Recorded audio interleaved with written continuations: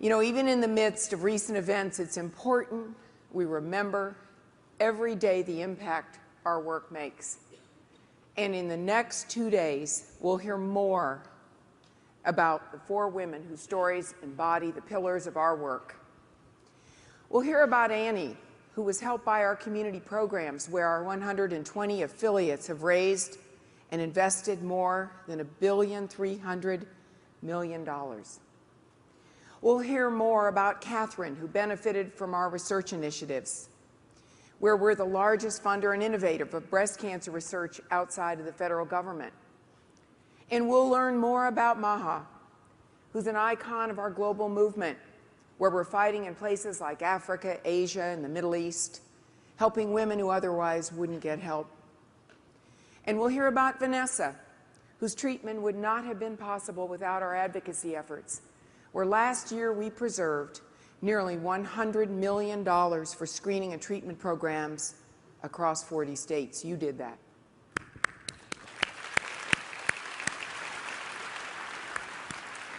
Taken together, our work has helped increase the 5-year survival rate for breast cancer, for early breast cancer when caught early, to 98% from 74% when we started this organization 30 years ago. That's remarkable. It's a record to be proud of, but we have much, much more to do, as Bridget so eloquently told us.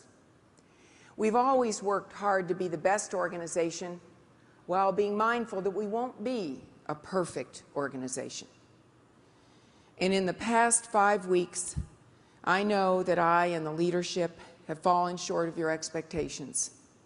The recent controversy over our community grants and the way it was handled hurt a lot of people, hurt the people we serve, the people we care so much about, and also many of your friends and families, as it's touched mine. When my own mother, 91, Susie's mother, called me in tears after watching the evening news, wondering why people were saying such bad things about her.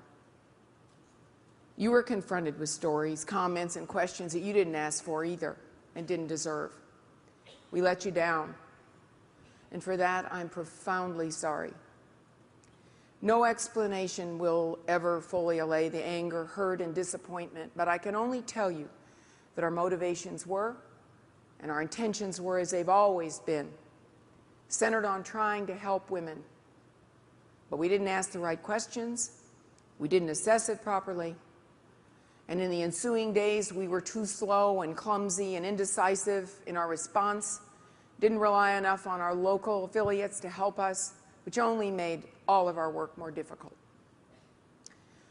What I can tell you is that we, the leadership, Liz Thompson and I, recognize those missteps and talk about it every minute of every day.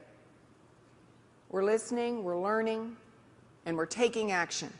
We're going to get through this. We're going to get through this. And we're going to be more powerful.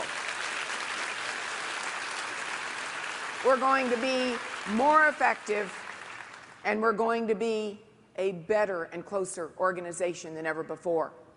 Because ultimately, this organization doesn't care about your ideology, your politics. We only care if you're for the cure. For the cure. So on the national level, we're taking concrete steps to try and fix what's been damaged. And I was so glad so many of you participated in yesterday's meeting and the meetings that will take place this afternoon and Saturday and over the next several months. As we've announced this week, we're taking several steps to increase collaboration between our affiliates and the leadership. These steps represent the beginning, not the end, and each action we're taking is designed to ensure that what happened never happens again.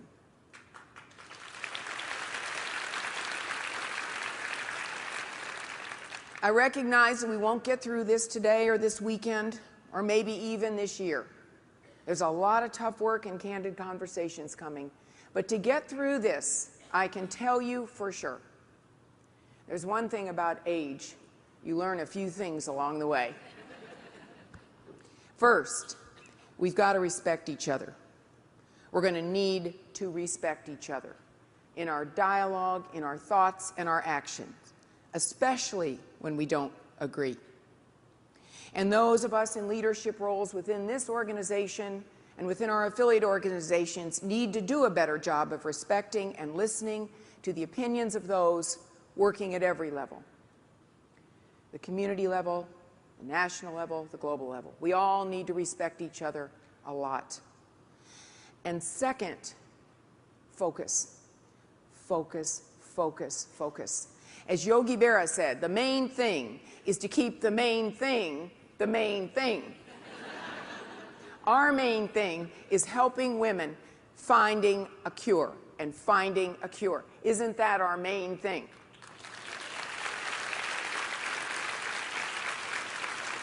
We need to focus like a laser on that mission and nothing else. This is what the public wants from us. This is what we have promised, and this is what we must deliver.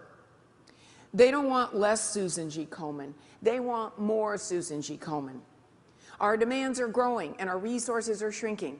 Government resources are shrinking. So we all have to tighten our belts and make sure every dollar we spend and every decision we make is supporting our core mission. The third principle, optimism. Can we have some optimism?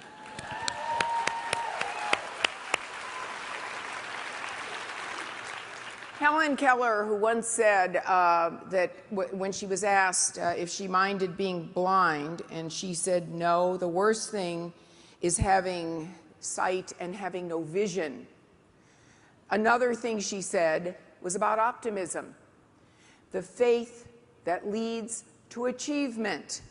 We must never lose our faith that we're going to eradicate breast cancer. We can't. We have to be optimistic. If we have these three things, and there is no barrier we can't break through together. Because if this battle is us against breast cancer, we will be victorious. If this battle is us against each other, we won't be. We just won't be. So in the past month, I've had a lot of conversations with many of you. I've heard the anger, I've heard the frustration, and the disappointment. And I will carry those conversations with me forever. They're a reminder of how we need to improve. But in the past year, I've had some other pretty amazing conversations. Conversations that remind me of how we've succeeded and why we need to keep pushing forward. I remember meeting a young survivor in the last several months in New York City. She had no insurance and nowhere to turn. She was helped to get treatment and guided into a really good program. And when I met her, we talked about the reconstruction options available to her. Options? She had choices about her own reconstruction. And when the process was completed, there would hardly be any physical sign that she ever had breast cancer. That's what Susan G. Komen has done.